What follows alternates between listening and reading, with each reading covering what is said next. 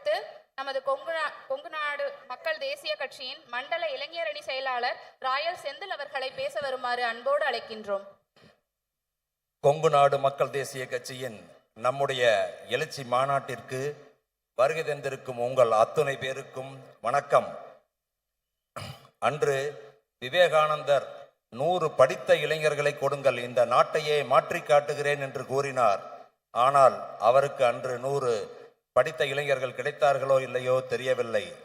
ஆனால் நம்முடைய கொங்கு நாடு மக்கள் தேசிய கட்சியின் பொதுச் செயலாளரும் திருச்செங்கோடு சட்டமன்ற உறுப்பினரும் கொங்கு நாட்டின் தளபதி அண்ணன் ஈஆர் ஈஸ்வரன் அன்னார் அவர்கள் கொங்கு நாட்டை பாதுகாத்திட கொங்கு நாட்டு தளபதியின் போர்வால் மாநில இளைஞரணி செயலாளர் சூரியமூர்த்தி அவர்களுடைய தலைமையிலே 10,000 பேர் கொண்ட தீரன் படையை அமைத்து கொங்கு நாட்டுக்கு அர்ப்பணித்துள்ளார்கள்.